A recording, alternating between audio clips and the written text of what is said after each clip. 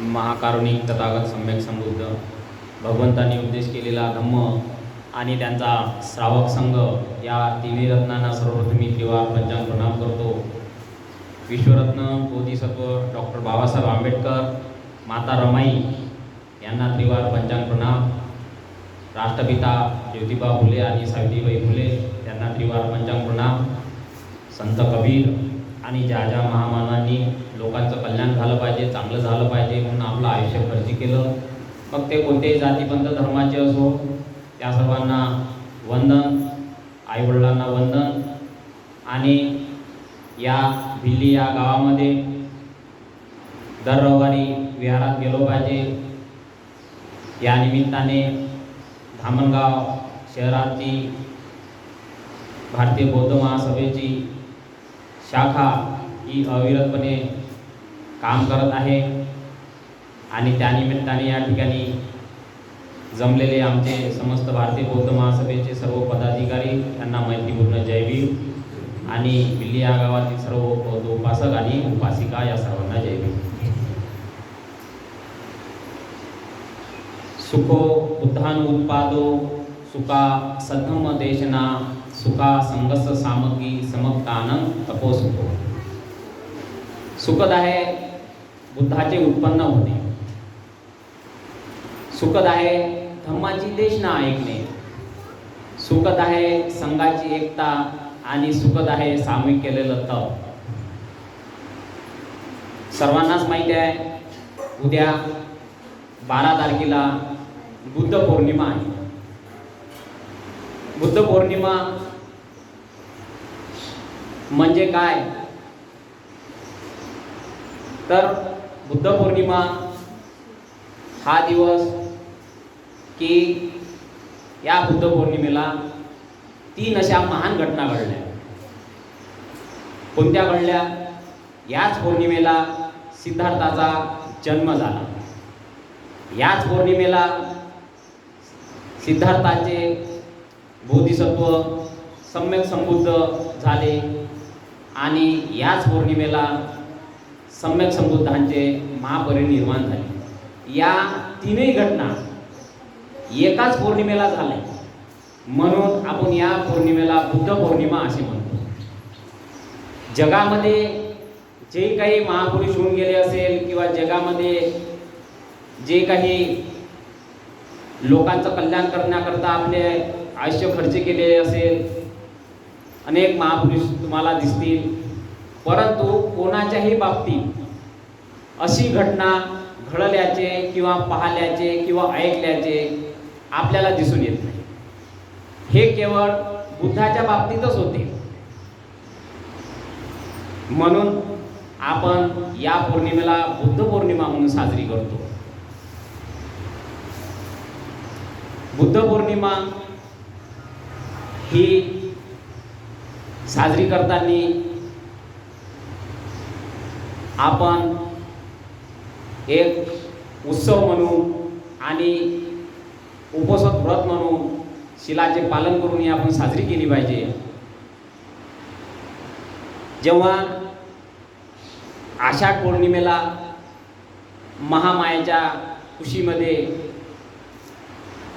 सिद्धार्थ बोधिसत्व किंवा सुमेध नावाचे बोधिसत्व हे आईला विचारून मला या पृथ्वीवर शेवटचा जन्म घ्यायचा आहे, तेव्हा तू माझी माता होशील काय, अशी परवानगी घेऊन कुशीमध्ये प्रवेश करतात आणि तेथून 10 महिन्यांनी म्हणजे बुद्ध पौर्णिमेला इसवी सन पूर्व 563 मध्ये सिद्धार्थाचा त्या बोधिसत्वाचा जन्म होतो लुंबिनी वन येथे.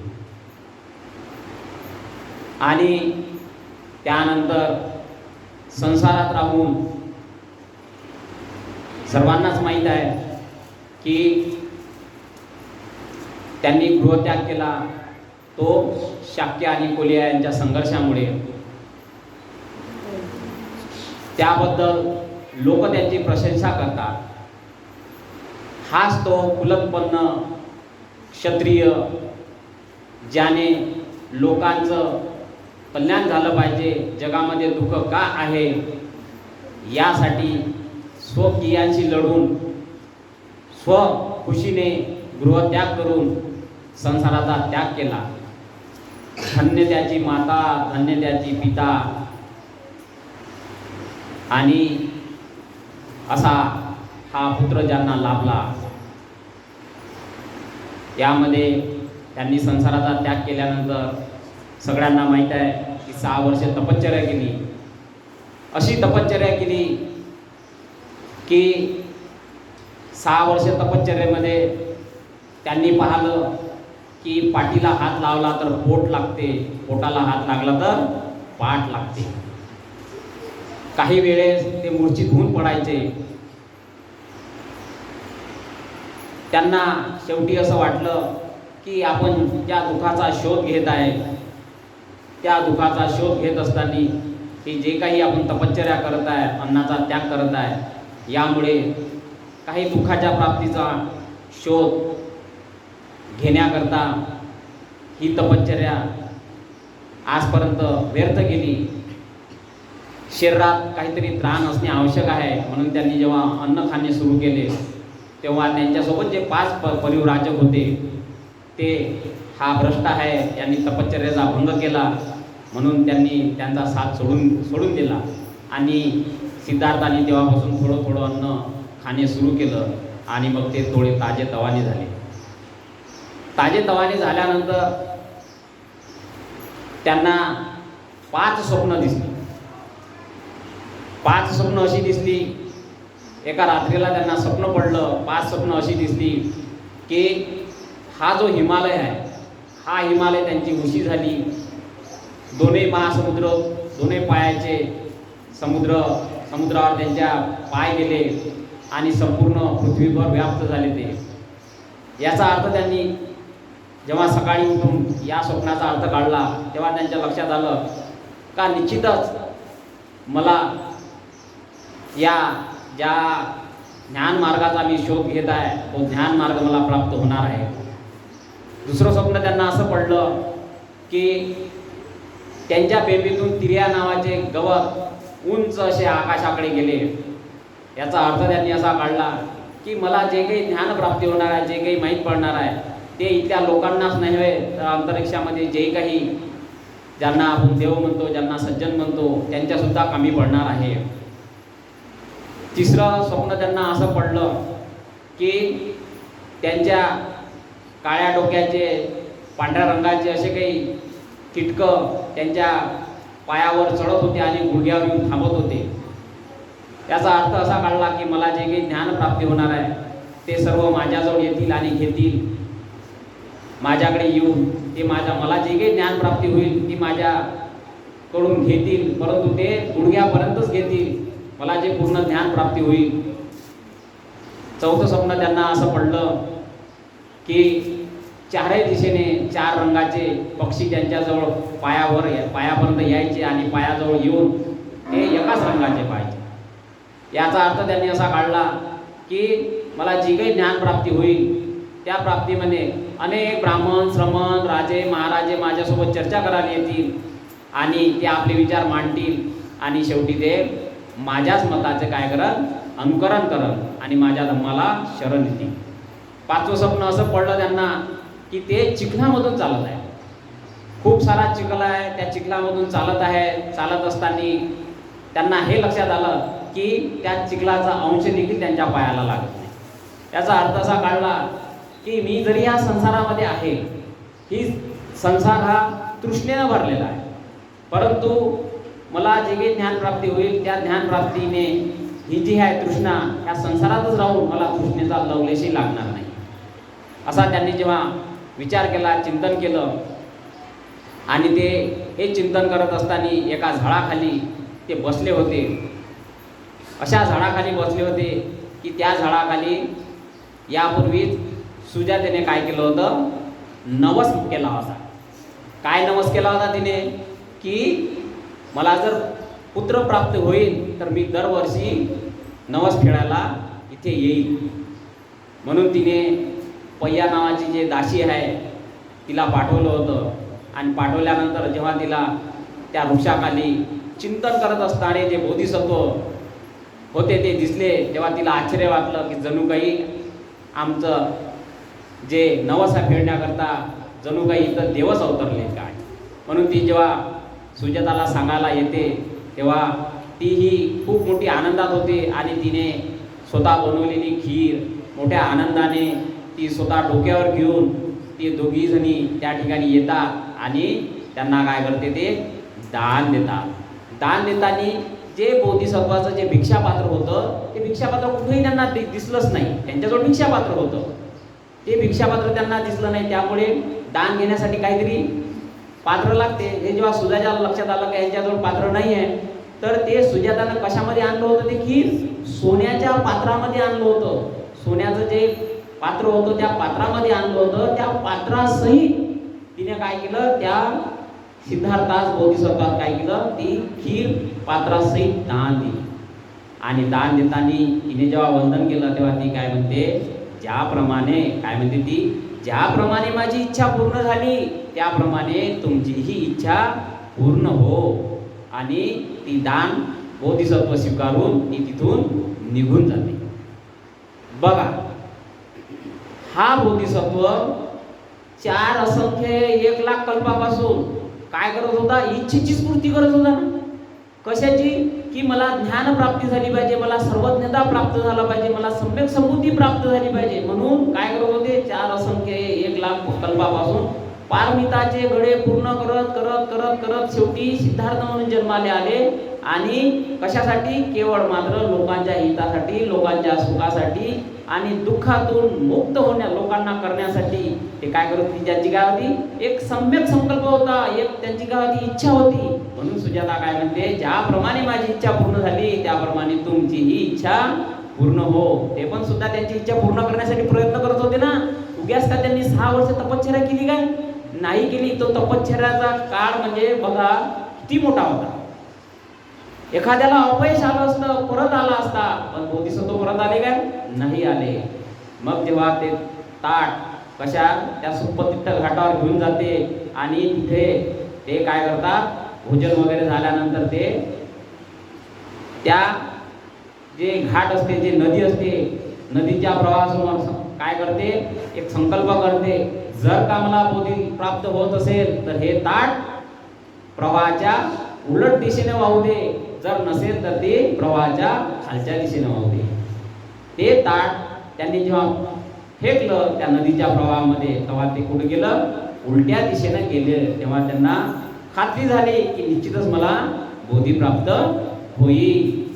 हे जे आहे, हे जे ताट मागं जाण्याचं जे आहे, हे कशाचा संकल्प आहे, अधिष्ठान. त्यांनी काय केलं होतं, पूर्वीपासून त्यांनी अधिष्ठान केलं होतं आणि त्यांना काय केलं होतं, हे सत्य होतं. त्यांना बोधी प्राप्त होणार होती, हे सत्य होतं. का सत्य होतं, कारण की ज्या वेळेस सुमेध बोधिसत्व होते, सुमेध नावाचे जेव्हा तपस्वी होते, त्या सुमेध तपस्व्यास त्यावेळेस जे दीपंकर नावाचे सम्यक संबुद्ध उत्पन्न झाले होते त्या जगामध्ये, त्यावेळेस यांनी या सुमेध बोधिसत्वांनी त्या दीपंकर सम्यक संबुद्धासमोर याचना केली होती, विनंती केली होती की ज्याप्रमाणे तुम्ही सम्यक संबुद्ध आहे, ज्याप्रमाणे तुम्ही लोकांचं कल्याण करत आहे, त्याप्रमाणे मलाही ही सम्यक संबुद्धी सर्वज्ञता प्राप्त हो.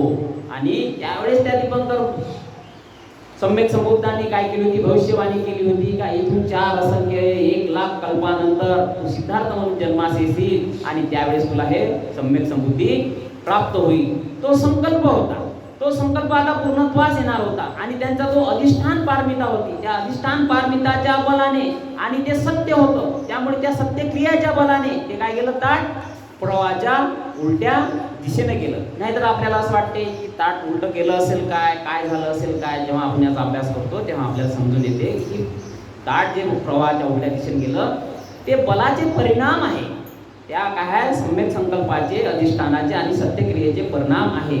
आणि नंतर ते त्या बुद्धगयेला जाऊन याच पौर्णिमेला काय करतात, बसतात आणि सम्यक संकल्प करतात. काय करतात, शरीरातील हवं तेवढं रक्त वाहून गेलं चालते, हवं तेवढं हाय नष्ट झाली तर चालते, परंतु जोपर्यंत मला सम्यक संबुद्धी प्राप्त होणार नाही तोपर्यंत मी या ठिकाणी उठणार नाही.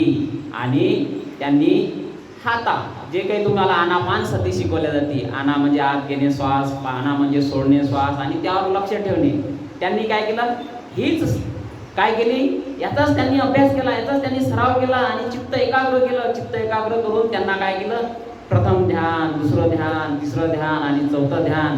त्यामध्ये काय होते, वितर्क, विचार, प्रीती, सुख आणि चित्ताची एकाग्रता, या गोष्टी पायऱ्या पायऱ्याने ते काय करतात, पहिल्या दुसऱ्या तिसऱ्या ध्यानामध्ये ते प्राप्त करतात आणि त्यांना काय होते, त्या पौर्णिमेला बुद्धत्व प्राप्त होते. आणि बुद्धत्व प्राप्त होत असताना पहिले काय होते, पहिले त्यांना हे जेव्हा चौथ्या ध्यानामध्ये जेव्हा जातात तेव्हा त्यांना काय करतात, दिव्य दृष्टी प्राप्त होते. काय प्राप्त होते, तेव्हा ते सर्वप्रथम त्यांना प्राप्त होते पूर्वजन्मानुस्मृती प्राप्त होते. पूर्वजन्मानुस्मृती म्हणजे काय, पूर्वीचे जन्म. ते बोधिसत्व काय जाणतात, बुद्ध काय जाणतात, पूर्वीचे जन्म काय जाणतात, की मी आईच्या कुशीत असताना यापूर्वी कुठं होतो, वेसंतर राजा होतो, यापूर्वी मी कुठं होतो, कोणत्या लोकात होतो, कोणत्या कुळामध्ये मी जन्म घेतला होता, कोणती पारमिता पूर्ण करत असताना मी काय होतो, ह्या सगळ्या गोष्टी त्यांनी पाहिल्या. तेव्हा त्यांच्या लक्षात आलं की अरे, मी जेव्हा सुमेध नावाचे तपस्वी होतो तेव्हा मी त्यावेळेस संकल्प केला होता आणि आता त्यांना संकल्पाची परिपूर्ती झाली होती. किती मोठा लंबा प्रवास आहे, हा विचार करण्याजोगा आहे. हे आपल्या आकलनाच्या पलीकडला विषय आहे की एवढा मोठा लंबा प्रवास, एक कल्प म्हटलं तर आपण त्याचा विचार करू शकत नाही, त्याची गणना करता येत नाही वर्षामध्ये. हे तर 4 असंख्य 1,00,000 कल्प. एवढा मोठा प्रवास त्यांनी नुसतं लोकांच्या कल्याणासाठी काय केला, त्यांनी अभ्यास करत करत करत असता इथपर्यंत आले. दुसरी त्यांना काय प्राप्त झाले, त्यांना परचित्त ध्यान प्राप्त झालं. परचित्त ध्यान म्हणजे लोक जन्म कसे घेतात, कोणत्या कर्मानुसार, कोणत्या फळानुसार, कोणत्या विभागानुसार त्यांना कशी फलप्राप्ती होते, चित्त जन्म कसं घेते, मरते कसं, कोणत्या कर्माच्या फळामध्ये, कोणत्या योनीमध्ये घेते, काय होते, सद्गतीला जाते, दुर्गतीला जाते, कसा जाते, हे त्यांना काय होते, ध्यान होते. त्यांना म्हणतात परचित्त ध्यान. आणि तिसरं प्राप्त होते त्यांना कार्यकारण भाव म्हणजे प्रतीत्य समुत्पाद, म्हणजे कारणाला जाणणे. प्रतीत्य समुत्पाद म्हणजे कारणापासून उत्पत्ती. कारणापासून, कोणत्या कारणापासून उत्पत्ती, ह्या जगात आपोआप काहीही होत नाही, तर कोणती गोष्ट निर्माण होते ती कारणाने उत्पन्न होते. म्हणून त्याला काय म्हणते, कारणापासून उत्पत्ती होणे, त्याला म्हणतात कार्यकारण भव. आणि ते कार्यकारण भव त्यांना समजते. हे कसं समजते, ते 3 आयाम म्हटल्या जाते. 6 वाजतापासून, रात्री 6 वाजतापासून त्यांना काय होते, बोधी सुरू होते. रात्री 6 वाजतापासून जेव्हा बोधी सुरू होते तेव्हा 6 ते 10चा एक काय असते, याम असते 4 तासाचा. तेव्हा 10 ते पुन्हा रात्री 2 वाजेपर्यंत दुसरा याम, तो 4 तासाचा. आणि 2 वाजतापासून तर सकाळी 6 वाजेपर्यंत तिसरा याम. या 3 यामामध्ये 12 तासामध्ये त्यांना हे सगळं सम्यक संबुद्धी प्राप्त होते. आणि ह्या कार्यकारण भावामध्ये सगळं त्यांना समजून येते. काय समजते, अरे हे सगळे प्राणी, हे सगळे सत्व कशात सापडलेले आहे, तृष्णेमध्ये सापडलेले आहे, द्वेषामध्ये सापडले आहे. आणि तृष्णा आणि द्वेष किंवा ईर्ष्या हे कशामुळे होते, तर त्यांना माहीतच नाही, आपण अविद्येमध्ये फसलेलो आहे. विद्या नाही, अंधकारामध्ये सगळे प्राणी, सगळे सत्व सापडले असून त्यांना माहीतच नाही की असे केल्यामुळे आपली हानी होते, असे केल्यामुळे आपण दुर्गतीले जातो, असे केल्यामुळे आपले नुकसान होते. आणि असे केल्यामुळे पुन्हा पुन्हा पुन्हा पुन्हा काय होते, का ते दुःखमय जन्मात, काय ते जन्म कसे, ते दुःखमय जन्मात तो पडून जाते. दुःख जाती पुन्हा पुन्हा पुन्हा पुन्हा जन्म होणे, मरण होणे, जन्म होणे, मरण होणे, ह्या असा सततचा अव्याह. याले काही सीमा आहे काय, याले काहीही सीमा नाही. अमर्याद जन्म होणे, मृत्यू होणे, जन्म होणे, मृत्यू होणे, हे चालतच आहे. आणि याले खंड नाही, याले खंडच नाही. ते एक तर सुगतीले जाईन, नाही तर दुर्गतीले जाईन, कुठं ना कुठं तो जन्म घेईन. जसे त्याचे बरे वाईट कर्म तसेच त्याचे काय होते, त्याचेच परिणाम येतात. आणि त्याच्याच परिणामामुळे तो सुगती किंवा दुर्गतीकडे जातो. आणि आपल्या कर्माचा विपाकानुसार तो त्याचे फळ भोगत राहतो. हे सगळे कशामुळे होते, अविद्येमुळे होते. अविद्येमुळे संस्कार बनतात. कशामुळे बनतात, अविद्येमुळे संस्कार. संस्कार कशाचे, रागाचे, द्वेषाचे, आसक्तीचे, तृष्णेचे, मोहाचे, याचे काय करतात, संस्कार बनतात. यामुळे काय होतात, विज्ञान निर्माण होते. विज्ञानामुळे काय होते, नामरूप. हे शरीर आणि मन भेटते. शरीर आणि मन भेटलं काय, याच्यासोबत 5 इंद्रिय येते. सगळ्यांनाच माहिती आहे, डोळे, कान, नाक, त्वचा, जीभ हे काय आहे आपले इंद्रिय आहे, आणि हे इंद्रिय आहे म्हणून आपला बाहेर जगाशी काय होते आपला संपर्क होतो, बरोबर आहे की नाही. आता माझ्या आवाजाचा तुमच्या कानाला काय होतो संपर्क होतो. तुम्हाला कानच नसते तर माझ्या आवाजाचा तुम्हाला संपर्क झाला असता काय. आता माझा आवाज तुम्ही जो काही ऐकता तो जर तुम्हाला कर्कश वाटत असेल तर तुम्ही काय घृणा कराल माझ्या आवाजाची, अरे हा आवाज कर्कश आहे मला नको नको नको असे म्हणाल.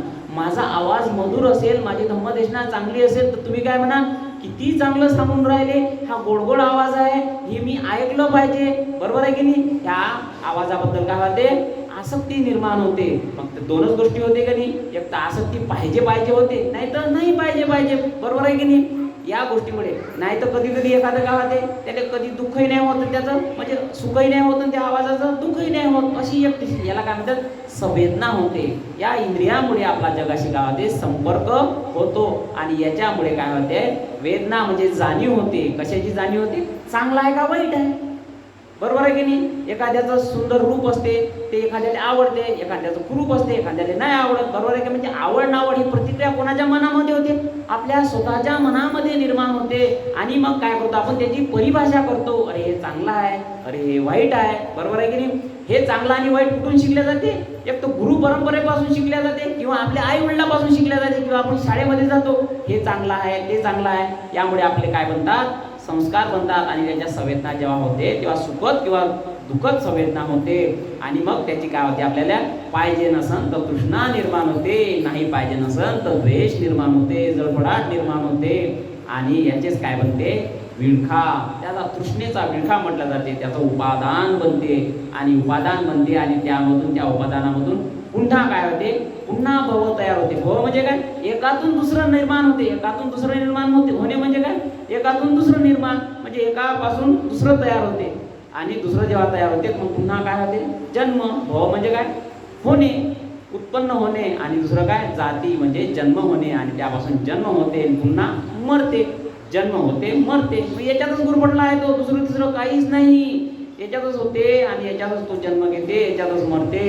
आणि हेच चक्र आहे, हेच कार्यकारण भावाचा सिद्धांत आहे. हे आपण जर समजून घेतलं का आपल्याला हे समजून घेते आपण जन्माला आलो तेव्हापासून मरेपर्यंत हेच काम करत आहे. तथागत असे म्हणतात की एखादा व्यक्ती जन्माला आला आणि त्याने जर हा सद्धम नाही समजला तर तो काय, त्यानं जर चांगलं कार्य केलं नाही आणि यामधून जर त्यानं निर्वाणाच्या मार्गाकडे जाण्याचा प्रयत्न केला नाही तर तो आला तसा गेला, असंच तर झालं आजपर्यंत, आला आणि तसाच गेला. काय केलं त्यानं, काहीच नाही, फक्त काय लहानाचा मोठा झाला, मोठ्याचा तरुण झाला, तरुणाचा म्हातारा झाला. यामध्ये काय केलं, शिकला, लग्न केलं, मोठे पैदा केले आणि म्हातारा झाला, आजोबा झाला आणि शेवटी मरून गेला. काय केलं, काही केलं नाही, असंच केलं काय, नुसत्या लाखो वर्ष केलं काय, हजारो हजारो हजारो करोडो याची गणनाही करता येत नाही. इथपर्यंत विचारा तो दुःखात सापडून जातो. एवढं भयानक दुःख आहे. तुम्ही पटाचाराला ऐकलं काय, किती मोठं दुःख आहे तिचं, पटाचाराचं दुःख किती भयानक आहे. त्याची उदाहरण आहे त्रिपिटकामध्ये. आपल्याला बुद्ध शासनामध्ये असे भयानक लोकांचे आपल्याला असे दुःख ऐकायला भेटते, पाहायला भेटते, वाचायला भेटते की ते दुःख जेव्हा आपल्याला समजून येते, अरे तेव्हा आपल्याला जाणीव होते नको हा जन्म, याची घृणा असली पाहिजे. या शरीराबद्दल जी काही आपल्याला आसक्ती आहे की याची घृणा असली पाहिजे. शरीर नको मला, ह्या शरीराबद्दल फार आपल्याला आसक्ती असते. किती माझं सुंदर शरीर, किती मी चांगला, अरे तू या स्वभाव नाही चांगला, तुले लोक पसंत नाही करत तरी तू स्वतःला म्हणतो तू किती चांगला, बरोबर आहे की नाही. त्या चांगलेपणामुळे आपण त्याच्यामध्ये रममान होतो आणि आसक्ती तयार करतो. आपल्या शरीराप्रती काय करतो आपण, आसक्ती तयार करतो, आणि आसक्ती तयार झाल्यामुळे या शरीर पुन्हा प्राप्त होण्याची इच्छा करते. यालाच काय म्हणते भवतृष्णा, यालाच काय म्हणते कामतृष्णा. ह्या कामतृष्णेमध्ये एखादी गोष्ट पाहिजे नसेल, लालसा तयार करतो, मला ती पाहिजे पाहिजे पाहिजे, ती इच्छा निर्माण करतो, आणि त्या इच्छेच्या पूर्तीसाठी पुन्हा जन्म होते, त्या शरीराच्या प्राप्तीसाठी पुन्हा जन्म होते. मला सांगा, त्या प्राप्तीसाठी ती गोष्ट शरीर म्हणा किंवा काम लालसा म्हणा किंवा ज्या गोष्टी आपल्याला आवडते ज्या जगामध्ये, त्या गोष्टीप्रती आपण इच्छाच नाही केली तर जन्म होईल काय, जन्म होणार नाही. म्हणून तो जन्म टाळासाठी त्या इच्छेचा काय केला पाहिजे, त्या परित्याग केला पाहिजे. काय केला पाहिजे, त्याग आणि परित्याग केला पाहिजे. त्याग आणि परित्याग केल्यामुळे काय होतं, त्यापासून आपण दूर जातो आणि पुन्हा जन्म होत नाही, अशी एक सम्यक संबुद्धी तथागतांना प्राप्त झाली आणि त्यामधूनच चार आरे सत्य निर्माण झाले. आता मला सांगा, जेव्हा हे सम्यक संबुद्धी जेव्हा त्यांना प्राप्त होते तेव्हा मला सांगा, एवढ्या मोठ्या आपल्याला एखाद्या समजा आपण समजा 4थ्या वर्गात असेल, 5व्या वर्गात असेल किंवा 10व्या वर्गात असेल आणि आपण जर एखादा संकल्प केला का मला सरकारी नोकरी लागली पाहिजे किंवा अमुक माझं एखादी पूर्ती झाली पाहिजे, मला 4 व्हीलर भेटली पाहिजे आणि ती जेव्हा इच्छा पूर्ण होते किती मोठा आनंद होते सांगा बरं, किती मोठा आनंद होते. आता मला सांगा, यांना सम्यक संबुद्धी प्राप्त झाल्यावर किती मोठा आनंद झाला असेल, कारण की खडतळ मोठी परिश्रम करून त्यांना ही सम्यक संबुद्धी प्राप्त झाली. तेव्हा त्यांना इतका आनंद झाला, तेव्हा सकाळी काय पहिले उदान त्यांच्या मुखातून काय सहज असे शब्द निघतात, काय म्हणतात, अनेक जाती संसार संदमिस निवस गो दुःख जाती पुन्हा गो कारक दिट्टोसी पुन्हा गेहन कायसी, असं त्यांना काय होते, त्यांना हे उदान होते. उदान त्यांच्या सहज गते त्यांच्या तोंडातून निघते. म्हणजे याचा अर्थ काय होते, अनेक जाती संसार न थांबता, काय म्हणते, न थांबता अनेक जन्म धावत होतो. कशासाठी धावत होतो, या तृष्णेचा शोध घेत होतो. काय करत होतो म्हणते, मी न थांबता, काही थांबलो नाही म्हणते, अनेक जन्म धावत होतो, या तृष्णेचा शोध घेत त्या दुःखमय जीवनात पडत होतो म्हणते. आता काय म्हणते, आता हे तृष्णे, काय म्हणते, हे तृष्णे मी तुला पाहून घेतला आहे म्हणते. तुझे माझं शरीर बनवलं का नाही, तुझे माझं शरीर बनवलं, हे तृष्णा, हे जे आहे, जे शरीर बनवायचे जे कारण आहे, शरीर बनवण्याचे जे पिल्लर आहे, हे तृष्णे तू कशामुळे घर बनवतो, तू कशामुळे शरीर बनते, हे मी तुला पाहून घेतलं आहे म्हणते. आता मी तुला माझं शरीर बनवू देणार नाही, मी ते पाहून घेतलं. तुझ्या ज्या मुळा आहे, ज्या तृष्णेच्या मुळा आहे, मी त्या खोलसकट ज्या जमिनीत रुतल्या आहे त्या मी सगळ्या काढून टाकल्या, नष्ट करून टाकल्या. आता तृष्णेतून मी काय झालो, मुक्त झालो. आता पुन्हा घर बनवणार नाही. आणि काय केलं, मी अहर्थ प्राप्त केलं. काय केलं त्यांनी तिथे, अहर्तत्व प्राप्त केलं, म्हणजे पुन्हा जन्म नाही, असे ते तथागत सम्यक संबुद्धत्व काय करतात, प्राप्त करतात. आता मला सांगा, हे जे आपलं विहार आहे, हे पिल्लरवर उभं आहे तरी त्याचे कॉलम उभे केले असं, तसंच आपलं शरीर, आपलं जे शरीर बनलं, ते जे हे शरीराचं घर आहे, ते ज्या गोष्टीमुळे बनलं, ते गोष्टच काय केली, तथागतांनी पाहून घेतली. म्हणून आता ह्या ज्या बनवणाऱ्या ज्या कड्या आहेत ते मी पाहून घेतल्या, त्यामुळे आता पुन्हा घर बनणार नाही असं म्हणतात. आणि शेवटी अर्थपद प्राप्त केलं. अशी ते सम्यक संबुद्धी या दिवशी त्यांना प्राप्त होते. ही सम्यक संबुद्धी प्राप्त झाल्यानंतर त्यांनी काय केला, मग धम्माचा प्रचार आणि प्रसार केला. जसं आपल्याला माहिती आहे, सारनाथ येथे काय केलं, पंचवर्गीय भिक्षू. कोणते पंचवर्गीय, हेच त्यांना जे तपश्चर्या करत होते, त्या तपश्चर्यासोबत ज्यांनी त्यांचा त्याग केला, हे पंचवर्गीय भिक्षू यांना काय केलं, पहिले काय केलं, त्यांना धम्मदेशना गेली. त्यांना त्यावेळेस म्हणतात, काय म्हणते त्याला, धम्मचक्क प्रवर्तन सुप्त असे म्हणतात. आणि त्या ठिकाणी त्यांना हे करून तिथूनच धम्माचा प्रचार आणि प्रसार केला. मग आता धम्माचा प्रचार आणि प्रसार केल्यानंतर खंड क्रमांक बाबासाहेब आणि बुद्ध आणि त्यांचा धम्म या ग्रंथामध्ये खंड क्रमांक 2 मध्ये पूर्ण त्याची डिटेल माहिती दिली आहे की धम्मदीक्षेची मोहीमच त्यांनी सुरू केली. मग कोणी राजे असो, महाराजे असो, श्रमण असो, ब्राह्मण असो, शेतकरी असो, कुलोत्पन्न असो, श्रेष्ठी असो की नीच जातीचा असो की कोणता कुलवंत असो, स्त्रिया असो, सर्वांना काय केली, त्यांनी धम्मदीक्षा दिली आणि धम्माचा मोठ्या प्रमाणात प्रचार आणि प्रसार त्यांनी केला. त्यामध्ये जो रठ्ठपाल आहे, रठ्ठपालचं उदाहरण तुम्ही पाहिलं. रठ्ठपाल येतो आणि तो भगवंताकडून काय करतो, उपदेश ग्रहण करतो. आणि उपदेश ग्रहण केल्यानंतर तो जेव्हा तो अर्थ बनतो, तेव्हा अर्थ बनल्यानंतर तो कुठे जातो, त्याच्या आईवडिलाला भेटीसाठी जातो. आईवडिलाला भेटीसाठी गेल्यानंतर मग तिथे एका उद्यानात राहतो. तिथे राजा येतो. त्याच्या लक्षात येते का एवढा मोठा श्रीमंत रठ्ठपाल त्यांनी गृहत्याग केला, काय बरं कारण असेल, बरोबर आहे. मग तो आला आणि तो राजा त्यांना विचारतो, रठ्ठपाला, तू म्हणते एवढा मोठा श्रीमंत, तू म्हणते एवढा मोठा तारुण्य आहे, तुला काही रोगही नाही, तुझं लग्नही झालं आहे, म्हणते तुझ्या घरी सगळ्याच काही गोष्टी आहे म्हणते, तरी तू का गृहत्याग केला आणि का तो भिक्षू बनला म्हणते. तेव्हा तो काय म्हणते, रठ्ठपाल काय म्हणते, हे फार महत्त्वाची गोष्ट आहे.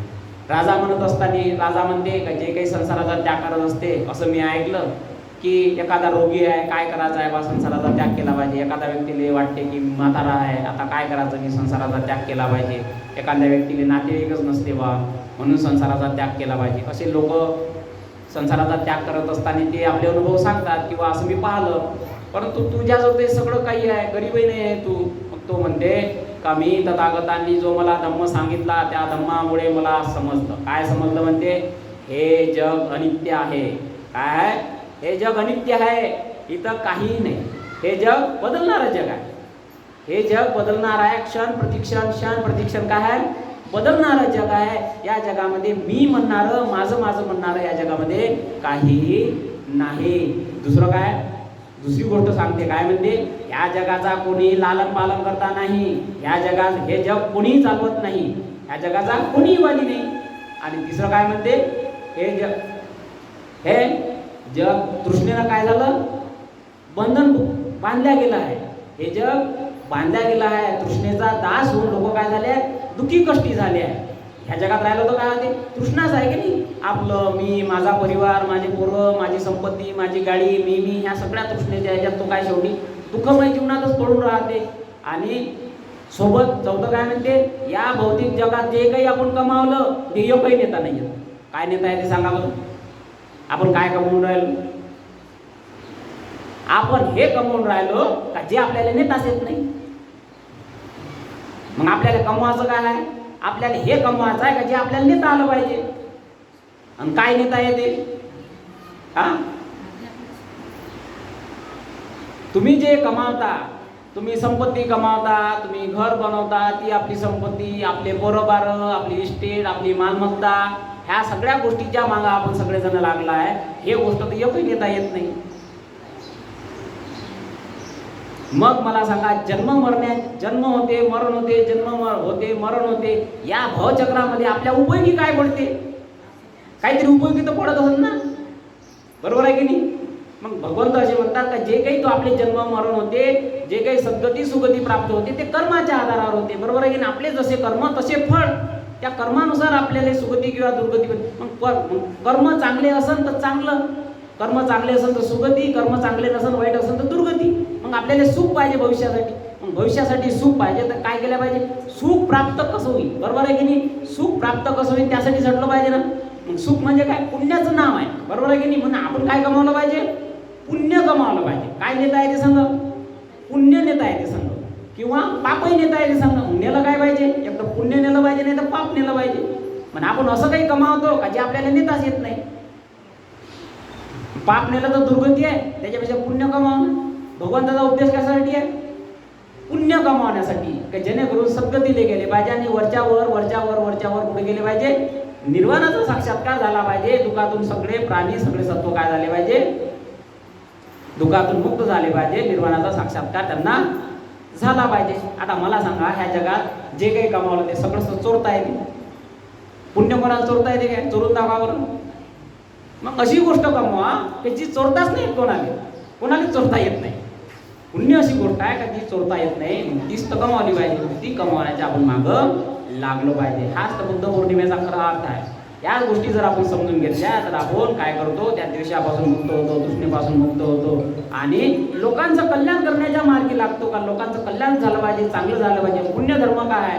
पुण्यधर्म आहे शील आहे, भावना आहे, दान आहे, वयावच आहे, अपजायन आहे, पत्तीदान म्हणजे पुण्यदान करता येते, पुण्यानुमोदन हे एक पुण्य आहे. त्याच्यानंतर धम्मश्रवण करणे, आज जे तुम्ही धम्मश्रवण करता हे एक पुण्यदान आहे. मी धम्मदेशना देत आहे, हे पुण्याचंच काम आहे. आणि दिट्टूजी काम म्हणजे अंधश्रद्धेपासून आपण काय केलं पाहिजे? विरत झालं पाहिजे. अंधश्रद्धे म्हणजे सत्काय दिट्ठी आपण काय केली पाहिजे?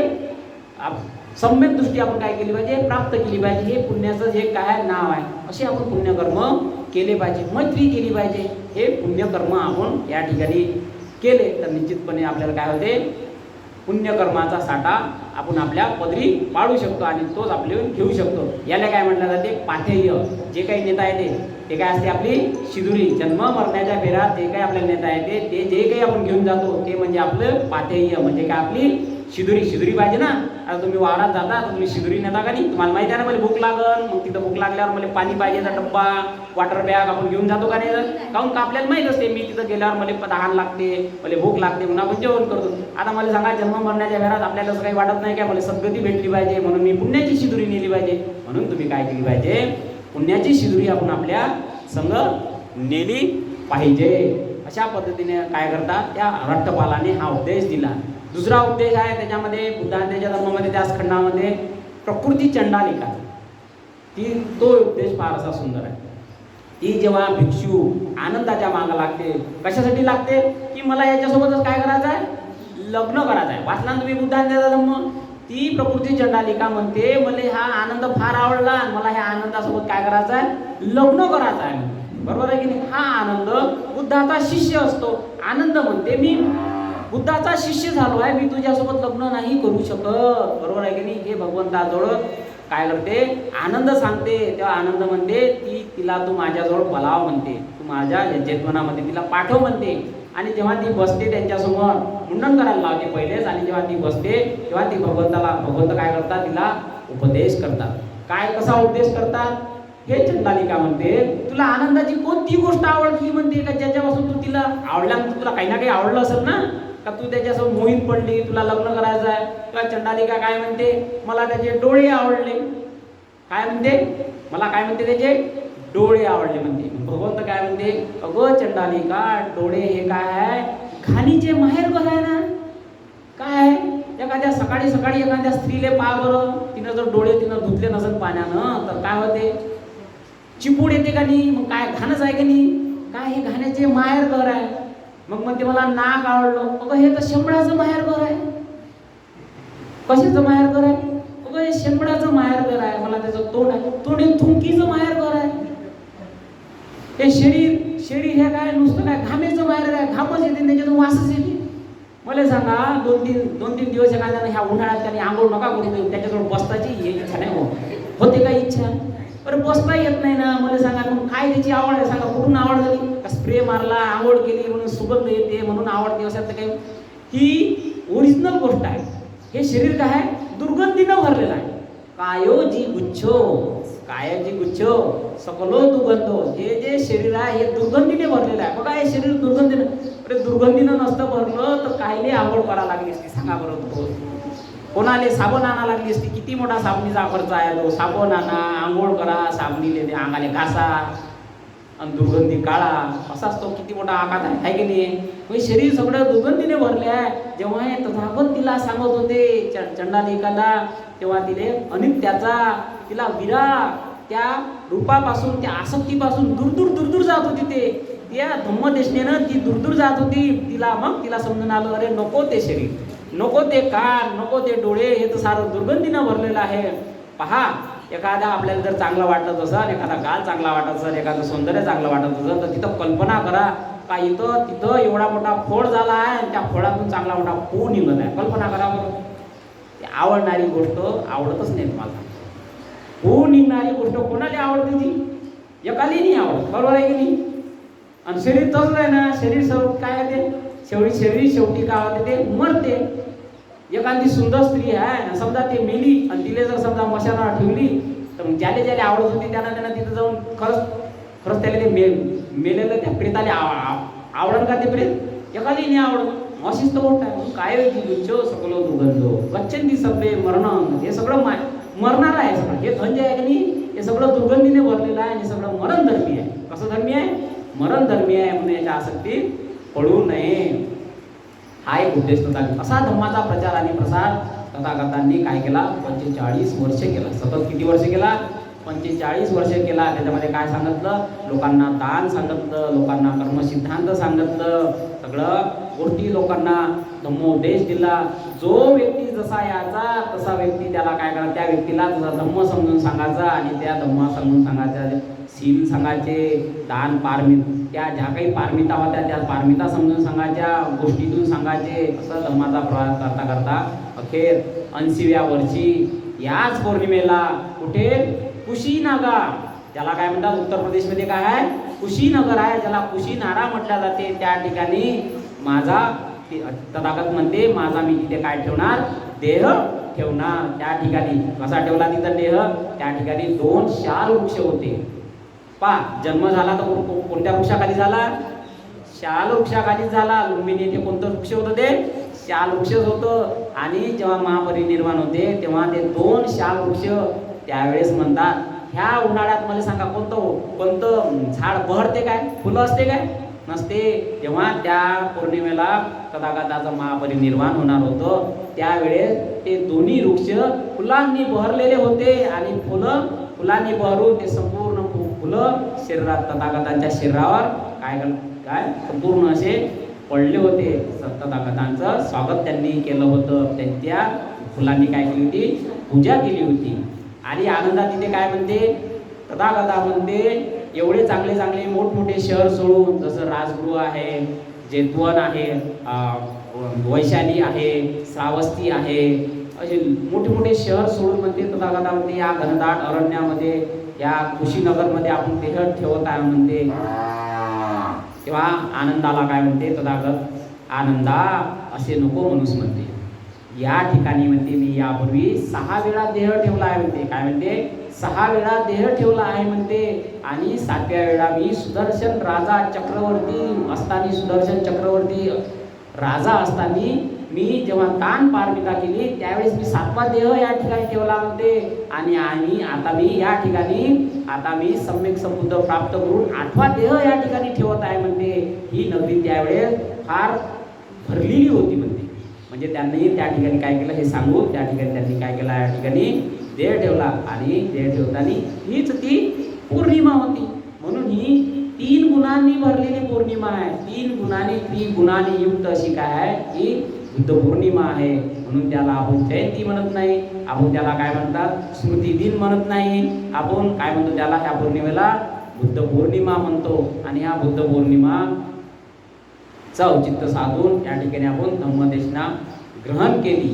हे बुद्ध उत्पन्न काय होणे काही सोपं नाही होत. आपल्याला असं वाटते का आपण या बुद्धाच्या शासनामध्ये आहे.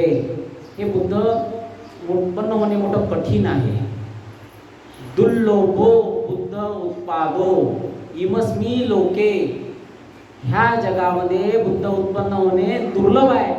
म्हणजे दुर्लभ आहे, बुद्धाचा भय नाही समजत. जेव्हा हे शासन संपन्न भविष्यामध्ये काही दिवसांनी संपून जाईल, जेव्हा लोकांना बुद्ध म्हणजे काय ही गोष्ट समजणार नाही, बुद्धाचा बस नाही समजणार, धम्म कुठं समजन, संघ कुठून समजन. म्हणून आपण बुद्धाच्या शासनामध्ये आहे. बुद्ध जेव्हा ज्याला समजते तेव्हा आपण 3 रत्नावर शरण गेलो पाहिजे. कोणत्या 3 रत्नावर, तर बुद्ध या रत्नाला शरण गेलो पाहिजे, धम्म या रत्नाला शरण गेलो पाहिजे आणि संघ या रत्नाला शरण गेलो पाहिजे. आणि शिलावर काय केलं पाहिजे, आपण प्रतिष्ठित झालो पाहिजे. हेच त्रिशरण आणि पंचशील आहे. भगवंत असे म्हणतात की जो कोणी या 3 शिलावर आणि शिलावर आरूढ होतो तो दुर्गतीले कधीही जात नाही.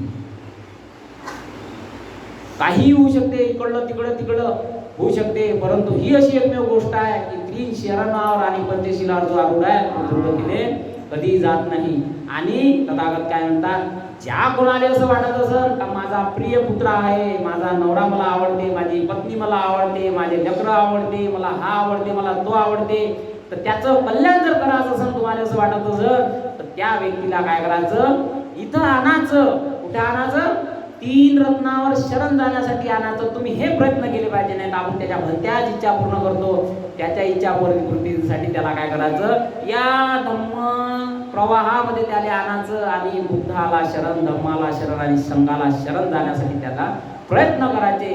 जर तुम्हाला खरंच कोणी प्रिय असेल तर या 3 रत्नावर आरूढ होण्यासाठी आणायचं.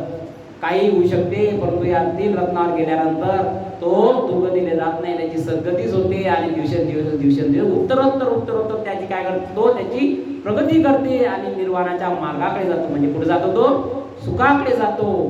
हे बुद्ध शासन आहे. म्हणून बुद्ध हे उत्पन्न दुर्लभ आहे. सद्धम्म श्रवण करणे हे दुर्लभ आहे.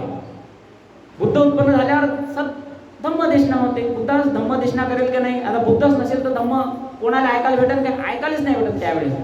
त्याच्यानंतर काय, श्रद्धा उत्पन्न होत नाही. दुर्लभ श्रद्धा उत्पन्न हे दुर्लभ आहे. श्रद्धा उत्पन्न नाही होत. मला सांगा, या नारगाव आता ह्या तुमच्या भिल्ली गावामध्ये आता बुद्ध काय एवढेच आहे काय, ऐकून किती जण राहिले. अरे ज्याले श्रद्धा उत्पन्न होते तोच विहारात येतो, तोच ऐकतो, तोच धम्मश्रवण करतो, बाकीचे नाही करत. म्हणून आपलेच लोक असताना आपणच त्या बुद्ध धम्म संघाप्रती, बाबासाहेबांप्रती श्रद्धावान नाही, म्हणजे धम्मदेशना ग्रहण करत नाही. म्हणजे हे दुर्लभ आहे. हे दुर्लभ अशी गोष्ट आहे श्रद्धा उत्पन्न होणे. भिक्षू होणे म्हणजे संसाराचा त्याग करून भिक्षू होणे हे सुद्धा दुर्लभ आहे. मनुष्याचा जन्म तुम्ही आम्ही बाबासाहेबांचे आपल्यावर असे महान संस्कार आहे. की आपण जन्म घेतला आणि जन्म घेऊन या सद्धम्माच्या प्रवाहात आहे. हे कोणाचे उपकार आहे? बाबासाहेबांचे आपल्यावर महान असे उपकार आहे. म्हणून त्यांचा आपण काय केला पाहिजे? गौरव केला पाहिजे. काय केला पाहिजे? बाबासाहेबांचा गौरव केला पाहिजे. का धन्य बाबासाहेब, तुमच्यामुळे आम्हाला बुद्ध धम्म संघ हे 3 रत्न भेटले आणि या 3 रत्नामुळे आम्हाला काय केलं? चांगले संस्कार भेटले आणि आम्ही या निर्वाणाच्या प्रवाहात पडण्याचा प्रयत्न करत आहे. म्हणजे आम्ही काय करत आहे? सुखाकडे जात आहे. बरोबर आहे की नाही? असे 3 रत्न, महान असे 3 रत्न आहे आणि आज महान अशा 3 रत्नाची आज तुम्ही धम्मदेशना ग्रहण केली. निश्चितच तुमचे मंगल हो, कल्याण हो. आणि माझी धम्मदेशना मी थांबवतो आणि माझे जे काही 2 शब्द तुम्ही ऐकून घेतले आणि शांततेने ग्रहण केले त्याबद्दल मी सर्वांचे आभारी आहे. धन्यवाद. जय भीम सर्वांना. नमो बुद्धाय. तेच